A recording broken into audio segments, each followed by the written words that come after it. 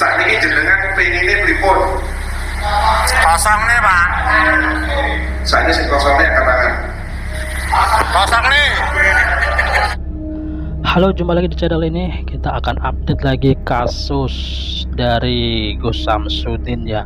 Jadi setelah kemarin muncul Gus Samsudin dengan keadaan terborgol memakai baju tahanan, itu diadakanlah rapat di desa Rejoniwinangun ya, tepatnya di mana tempat padepokan Gus Samsudin itu berdiri. Jadi ada YouTuber channelnya Pak Demukri yang memang getol melawan keberadaan padepokan GSJ ini atau Gus Samsudin itu, meliput atau menampilkan bahwa beberapa warga, semua warga dikumpulkan dari lurah, camat, dan semua yang berbagai orang-orang yang berwenang dalam hal pemerintahan di lingkungan Kabupaten Blitar itu. Mereka melakukan rapat tentang bagaimana nasib kedepannya padepokan atau ponpes punya Gus Samsudin. Jadi ada beberapa yang kita bisa ambil di situ ya, karena situ kebanyakan berbahasa Jawa, mungkin orang-orang teman-teman juga ada yang tidak paham. Jadi pertama itu ada Pak Kades yang dulu terkenal ya bersama pesulap merah kasusnya, di mana Pak Kades mendapat hujatan seluruh Indonesia bahwa dirinya dituduh membela atau melindungi GSJ yang kala itu sudah memang mendapat tuduhan dari sebagian besar netizen karena dibongkar oleh pesulap merah bahwa melakukan penipuan. Jadi dia menerangkan Kades ini sebetulnya dalam posisi yang di tengah-tengah ya. Jadi karena GSJ ini adalah salah satu warga dari desa tersebut, jadi mau tidak mau apapun dia akan melindungi agar kasusnya tidak menyebar kemana-mana, begitu loh. Karena memang tanggung jawab apa yang terjadi di desa tersebut adalah tanggung jawab dari Kades. Maka dari itu sikapnya bukan melindungi, tapi supaya kasus tersebut tidak melebar kemana-mana. Nah, posisinya seperti itu. Banyak yang mengambil keuntungan membuat konten dengan berbagai cara, istilahnya ya intinya memojokkan dari Kades tersebut, karena seperti itu. Kemudian sebetulnya Kades juga membela diri ya, bahwa anggota dari lembaga kemasyarakatannya dilarang untuk mengikuti circle dari GSJ tersebut atau Gus Samsudin tersebut, entah itu pengajiannya atau kegiatannya, itu dilarang untuk mengikuti. Sudah di warning oleh Kades ya, bahwa semua anggota kelembagaannya, perangkat desanya dicegah untuk mengikuti kegiatan dari GSJ. Namun kenyataannya lain ya. Kenyataannya di sini banyak beberapa warga masyarakat di sekitar, dan bahkan ada anggota pemerintahan desa yang ikut masuk ke dalam circle GSJ tersebut. Dan keterangannya dari Kades ini itu ada iming-iming uang 50.000 dan semacam ya jajan gitulah, makanan ringan gitu setiap kali Gus Samsudin mengadakan pengajian ya. Ini ucapan dari Pak Lurah sendiri ya, yang ikut rapat di waktu itu di konten tersebut ya. Jadi ada masyarakat ini diberi uang 50.000 dan semacam snack begitu setiap ikuti pengajian. Kemudian Pak Lurah kali ini, Pak Kades kali ini ya, cukup memberi ultimate, ya, memberi keputusan bahwa kalau kemarin karena ada dua kelompok warga kampung di desanya, yang ada yang mendukung GSJ, ada yang menolak GSJ, jadi Pak Lurah ada di tengah-tengah, jadi serba salah untuk mengikuti warganya yang sini atau warganya situ.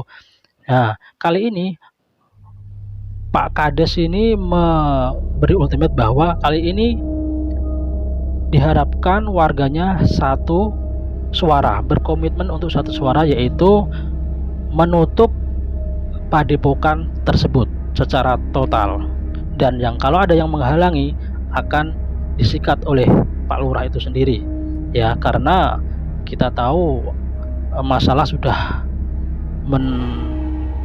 istilahnya tersebar kemana-mana ke seluruh Indonesia dan media massa. Jadi di sini masyarakat setuju untuk padepokan atau pondok pesantren tersebut dikosongkan, ya, betul-betul dikosongkan, dan diharapkan masyarakat Rejowinangun membuat komitmen satu suara dalam hal itu, tidak ada perpecahan lagi. Itu diharapkan oleh Pak Kadesnya.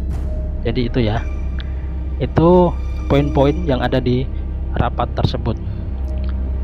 Kemudian ada lagi, yaitu tentang tanggapan dari perwakilan, ada Majelis Ulama Jatim menganggap adalah padepokan tersebut atau pondok pesantren tersebut, yang sekarang kan, dulu kan padepokan, sekarang dikasih nama pondok pesantren, ya, itu dinyatakan sesat, ya.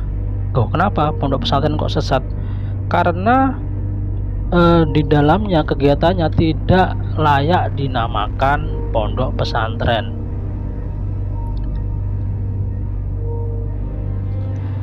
Jadi kriteria dari pondok pesantren tersebut itu tidak ada di dalam pondok pesantrennya GSJ itu sendiri, ya, dianggap seperti itu. Itu MUI Jatim yang membuat pernyataan tersebut di rapat tersebut, ya. Kemudian warga juga bertanya-tanya, mungkin karena di situ juga ada spanduk pondok pesantren, yang di spanduk itu ada wajah dari ketua MUI Jatim sendiri. Nah, itu mengharapkan agar tidak menjadi kesalahpahaman, supaya banner-banner tersebut diturunkan, begitu. Kemudian lagi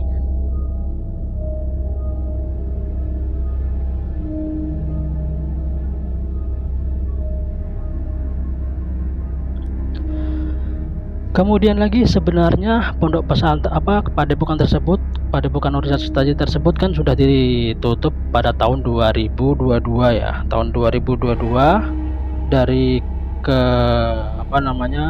kabupaten, ya, ditutup. Namun dalam perjalanannya sampai sekarang ini, dari tahun 2022 sampai sekarang ini, Gus Samsudin di situ melakukan semacam pengajian dan begitu, ya, pengajian yang dimana hal itu juga menarik para masyarakat sekitar, ya, dan, ya, dari pihak penutup sendiri, ya, dari pihak orang-orang yang berwenang menutup pondok pesantren tersebut sebetulnya dilarang untuk melakukan segala aktivitas, ya. Namun karena itu pengajian, yang dimana pengajian itu salah satu dianggap, ya, ibadah lah, ya, ibadah seperti hanya sholat dan lain-lain, ya, mereka memberi toleransi, ya, namun hal itu dimanfaatkan oleh Gus Samsudin untuk makin lama menarik warga sekitar, sehingga makin lama ini bahkan menarik orang-orang luar dari Rejowinangun, bahkan luar kota, untuk datang ke padepokan tersebut atau ponpes tersebut, sehingga ya aktivitas kembali berjalan lagi normal seperti biasanya, walaupun setelah ditutup tahun 2022. Karena apa? Yaitu di situ istilahnya ada kegiatan pengajian tersebut, walaupun tidak tahu di dalam itu ada pengajian betul apa enggak ya, tapi yang jelas orang-orang di sekitar menganggapnya padepokan tersebut aktif kembali begitu loh ya, walaupun sudah berganti dengan nama pondok dari padepokan berganti menjadi ponpes.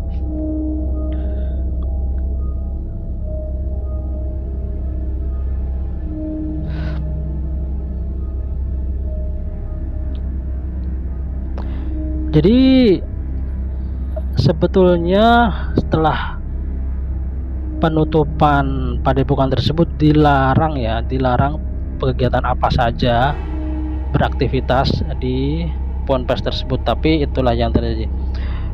Kemudian kita kembali ke keputusan para rapat itu, yang ada di desa itu ya, yang ada di video tersebut. Santri akan dipulangkan oleh dinas sosial. Jadi keputusannya untuk santri-santrinya akan rencananya akan dipulangkan oleh dinas sosial.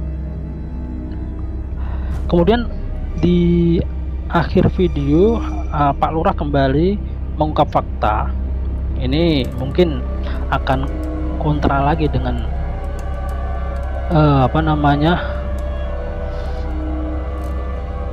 dari pesulap merah, ucapan pesulap merah, yaitu kasus pesulap merah itu dulu itu adalah konten semata. Ini ucapan Pak Lurah ya, ucapan Pak Lurah pada rapat tersebut. Ternyata kasus tersebut adalah by konten ya, itu sudah dinyatakan di dalam di pertemuan antara pesulap merah dan kepolisian dan Pak Lurah sendiri. Itu adalah konten, ternyata adalah konten. Padahal dalam beberapa kesempatan pesulap merah mengatakan itu adalah tidak konten, itu adalah asli gitu loh. Mana yang betul kita tidak tahu. Mungkin masih ada kesalahpahaman di sini ya, antara itu adalah konten apa betulan kasus antara GSJ dan pesulap merah pada tahun 2002 itu. Kemudian ada fakta lagi yang diungkap oleh Pak Lurah itu ya, bahwa Samsudin atau Gus Samsudin ini tidak dijemput di padepokannya, ada di rumahnya, tidak ya. Ternyata Gus Samsudin ini dijemput atau ditangkap di Malang. Jadi bukan di padepokannya di Rejowinangun, tidak, tapi di Malang. Jadi beberapa kejadian yang dimana mengangkat kasus ini, entah kasus tentang video tersebut, video yang viral itu, video aliran sesat tersebut, itu juga tidak terjadi di Rejowinangun. Kemudian untuk tim kreativitas timna Gus Samsudin tersebut itu juga tidak kos di daerah Rejowinangun, tapi di luar kota, ada di desa di luar kota, tempat dimana dijadikan konten tersebut ya. Jadi tidak semuanya ada di padepokan tersebut atau di Rejowinangun, jadi ada di luar kota tersebut begitu. Jadi itu aja bagaimana nasibnya nanti ya. Yang jelas para warga kampung Rejowinangun sudah fix, sudah satu bulat, sudah satu suara untuk betul-betul menutup padepokan tersebut ya, menutup padepokan tersebut. Bagaimana nasibnya nanti, apakah ini akhir tamat dari serial Gus Samsudin yang ribuan video di YouTube-nya itu ya. saya tidak tahu, atau bahkan ini adalah awal dari dirombaknya semua padepokan YouTuber. Kan banyak kan apa YouTuber yang punya padepokan itu, kayak Gus Idris, Gus Nur Samsun, terus siapa lagi itu yang juga ada di Lampung itu, Mamas Karyo. Banyaklah pokoknya yang YouTuber mencari income dari konten-konten tersebut. Tentu hal ini akan memberi efek ya kepada konten kreator padepokan seperti itu. Kita tunggu saja nanti ya.